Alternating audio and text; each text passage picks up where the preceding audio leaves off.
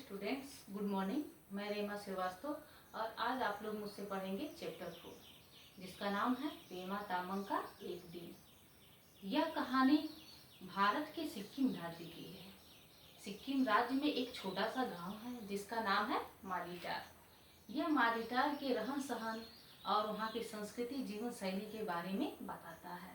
जैसे कि हम लोगों की जीवन शैली अलग है, हम लोगों की संस्कृति अलग है, वैसे ही वहाँ की भी अलग है। सबकी अपने जीवन जीने की एक शैली होती है, अपनी एक संस्कृति होती है और संस्कृतियों में भिन्नताएं तो होती ही हैं। तो चलिए आज हम पेमा तामांग का एक दिन नामक कहानी को पढ़ते हैं। पेमा तामांग नाम की एक लड़की है जो कि सिक्किम राज्य में जन्मी है। उसे सिक्किम में जन्म लेने का बहुत अभिमान है। क्यों? क्योंकि वो अपने आप को बहुत खुदकिस्मत समझती है कि मैंने सिक्किम राज्य में जन्म लिया। वहाँ का मौसम बहुत ही अच्छा है। वहाँ पे तीस्ता नदी है और हिमालय है, चारों तरफ हरियाली है। वहाँ पे पेड़ पौधे भी हैं और प्राकृतिक हवाएं भी हैं। पेमा कहती है कि बहुत लोगों को गर्मी से बचने के लिए बहुत सारे उपाय करने पड़ते हैं, किंतु मैं भाग्यशाली हूँ जो सिक्किम के मालीटार नामक गांव में जन्मी हूँ। यहाँ पे प्राकृतिक सदैव एयर कंडीशनर होता है, यहाँ पे गर्मी कभी नहीं लगती, इसीलिए पेमा अत्यधिक खुश रहती है। पेमा की जीवन शैली अलग होने के कारण उसकी दिनचर्या भी अलग है। ऐसा क्यों है? क्योंकि वह सिक्किम राज्य में जन्मी है। हमारे यहाँ का दूसरी तरह से दिनचर्या है, दूसरी संस्कृति है और वहाँ का दूसरी तरह से है। तो वह अपने एक दिन का विवरण इस कहानी में देती है।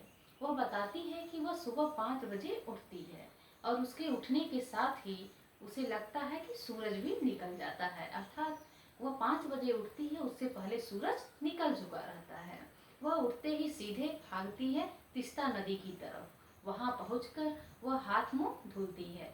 तीस्ता नदी का पानी इतना बर्फीला होता है कि उसका पानी चेहरे पर पड़ते ही नील हवा हो जाती है उसकी। फिर वहां से तुरंत वह जंगल जाती है, वहां से लकड़ियां इकट्ठा करती है और लकड़ियों को इकट्ठा करके घर लाती है। लकड़ियों को लाने के बाद फिर चाय बनाती है सभी के लिए। घर में उसके बाजा बोजू, आमा बाबा और भाई बहन हैं। बाजा बोजू वह बाबा दादी को कहती है और आमा बाबा मम्मी पापा और छोटे भाई बहन हैं। उसके घर परिवार के सभी सदस्य काम करते हैं। उसके पापा नर्सरी में काम करते हैं, नर्सरी जो पौधों से जुड़ा है उसमें काम करते हैं। और उसका भाई जो है वो होटल में काम करता है। उसकी मम्मी और उसकी बहन दोनों कैंपस में कुछ जो मालीटार गांव का नीचे का हिस्सा है, कैंपस है, वहाँ के बसे लोगों के घर में जाके काम करती हैं। तो उसके घर के प्रत्येक सदस्य काम करते हैं, केवल बाजा बोजू को छोड़कर, अर्थात बाबा और दादी को छोड़कर। ऐसा क्यों? क्योंकि वो लोग बुजुर्ग हैं। फिर पेमा तामांग बताती है कि जब सभी लोग घर से निकल जाते हैं तो इस लकड़ी के बने हुए घर की रखवाली बाजा बोजू यानी कि बाबा दादी ही करती हैं। वह सुबह का नाश्ता लेती है, थुक्पा, जिसको कहते हैं नूडल्स। हम लोग नूडल्स जिसको कहते हैं वहाँ पे थुक्पा बोला जाता है। नूडल्स खाती है या फिर मोमोज खाती है, चावल खाती है, कुछ भी मतलब नाश्ते में लेती है। उसके बाद 9 बजे तक वह स्कूल चली जाती है। फिर बताती है कि उसको स्कूल एक दूसरे घर जैसा ही लगता है। उसे मतलब स्कूल में बिल्कुल भी अटपटा फील नहीं होता, बिल्कुल अलग नहीं फील होता, बल्कि उसे लगता है कि एक घर जैसे मेरा वो है वैसे ही दूसरा घर मेरा स्कूल है। वह बहुत मेहनत से पढ़ाई करती है। जो पेमा है वह बहुत ही मेहनत से पढ़ाई करती है। उसकी शिक्षिका एक है जो कि उसे बहुत मानती हैं, उसका बहुत ध्यान भी देती हैं पढ़ाई में। हमेशा उसका सहायता भी करती हैं, मदद भी करती हैं, कुछ नहीं आता है तो वह अपने मैडम को बहुत मानती है। आगे वो कहती है कि मैं 10वीं तक पढ़ना चाहती हूँ, 10वीं तक तो पढ़ाई करूँगी और उसके बाद मैं भी नौकरी करूँगी, ऐसा वो सोचती है। फिर आगे पेमा तामांग बताती है कि उसके स्कूल में दोपहर का खाना मिलता है। दोपहर का खाना उसे स्कूल में ही मिल जाता है और खाना खाने के बाद वो फुटबॉल खेलती है। लंच करने के बाद फुटबॉल भी खेलती है। उसे फुटबॉल खेलना भी बहुत पसंद है। उसे क्या क्या पसंद है? पढ़ाई करना बहुत पसंद है, फुटबॉल खेलना बहुत पसंद है और उसके बाद नाचना भी बहुत पसंद है। इन सब के अलावा वह लान में बैठकर बच्चों के साथ मतलब अपने दोस्तों के साथ गप्पे मारना भी बहुत पसंद करती है। उसे ये सब चीज़ें बहुत पसंद आती हैं। आगे वो बताती है कि फुटबॉल इतने अच्छे से वो खेलती है या मतलब उसके ग्रुप की सारी लड़कियां इतनी अच्छे तरह से खेलती हैं कि कभी कभी लड़कों को भी हरा देती हैं। फिर बताती है कि हमने स्कूल में बहुत सारे पौधे लगाए हैं। पौधे पौधे कुछ फल के हैं और बहुत सारे फूल के हैं। पेमा तामांग बताती है कि इसके बाद फिर बेल लग जाती है और क्लास में चली जाती है। लंच करने के बाद फुटबॉल खेलने के बाद क्लास में चली जाती है। फिर बताती है कि वो 8 पीरियड लगातार पढ़ती है। बीच में लंच होता है और 8 पीरियड लगातार पढ़ती है। पढ़ने के बाद 3:45 बजे उसके स्कूल की छुट्टी होती है। 3:45 बजे जब छुट्टी होती है तो फिर वह सीधे घर की ओर भागती है। घर जाती है, फिर उसके बाद अपना बैग वगैरह रख के फिर तीस्ता नदी पे भागती है और वहाँ जाती है, अपना हाथ मुंह धुलती है।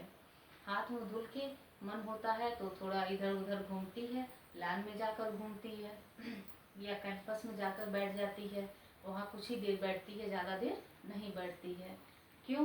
क्योंकि उसे अपनी अम्मा के साथ खाना बनाने में भी मदद करना रहता है और वो जो अकेले घर पे होती हैं तो शाम का बर्तन भी धुलने में उनका हेल्प करना रहता है। इसलिए वो थोड़ी देर बैठ के वापस घर चली जाती है और उसके बाद अपनी अम्मा का मदद करती है। बर्तन वर्तन धुलने के बाद अपनी अम्मा का मदद करती है। ऐसा करते अंधेरा हो गया रहता है। फिर उसके बाद वो पढ़ाई करने बैठ जाती है। बताती है कि उसके घर में एक छोटा सा बल्ब है, लेकिन गली के लाइट से पर्याप्त प्रकाश या रोशनी उसे मिल जाती है। फिर सारे भाई बहन बैठ के पढ़ाई करते हैं। रात को खाना खाने के बाद बिस्तर पे जब सोने जाती है तो ईश्वर से प्रार्थना करती है, ईश्वर का स्मरण करती है और वहाँ की भाषा में वहाँ के मतलब संस्कृति के हिसाब से वह कुछ मंत्रों का उच्चारण करती है और मंत्रों का उच्चारण करते हुए सो जाती है। वह ये भी बताती है कि उसके जन्म पर उसके बाबा बहुत प्रसन्न होते हैं, इसीलिए उसका नाम पेमा रखते हैं। क्योंकि पेमा जो रहती है वो गोरे रंग की होती है। उसके रंग को देखकर और उसकी सुंदरता को देखकर उसके बाबा उसका नाम पेमा रखे रहते हैं। कुछ लोग पेमा छोरी कहते हैं, अर्थात कमल जैसी छोरी भी कहते हैं। पेमा का अर्थ होता है कमल, तो कुछ लोग कहते हैं कमल जैसी लड़की यानी कि पेमा छोरी। और इसका एक और अर्थ होता है बौद्ध धर्म में इसे भाग्यशाली माना जाता है। भाग्यशाली अष्टांग के नाम से इसको जाना जाता है। तो पेमा का एक अर्थ वो भी होता है और पेमा का दूसरा अर्थ कमल भी होता है। तो आज के चैप्टर में आप लोगों ने पेमा तामांग के बारे में पढ़ा कि उसकी एक दिन की दिनचर्या कैसी है और इस कहानी से क्या सीख मिलती है कि हर जगह की संस्कृति और जीवन शैली अलग होती है और जैसे हम लोग अपनी संस्कृति और जीवन शैली से प्रेम करते हैं वैसे ही प्रेम और स्नेह प्रत्येक राज्यों के जीवन शैली से करना चाहिए। भेदभाव नहीं करना चाहिए।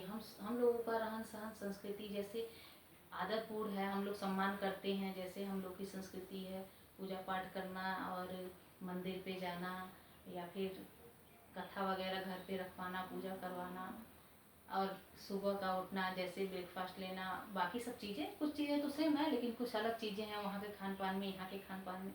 तो जैसे हम लोगों को अपनी चीज़ों की आदतें होती हैं वैसे वहाँ के लोगों को भी उनकी आदतें पड़ी होती हैं। तो जैसे हम लोग अपनी संस्कृति से प्रेम करते हैं वहाँ के लोग भी अपनी संस्कृति से प्रेम करते हैं। और सभी प्रकार की संस्कृति क्या होती हैं? सम्मानजनक होती हैं, आदरपूर्ण होती हैं। तो कभी भी हमें भेदभाव नहीं करना चाहिए, सबकी संस्कृतियों का सम्मान करना चाहिए। इस चैप्टर में यही था।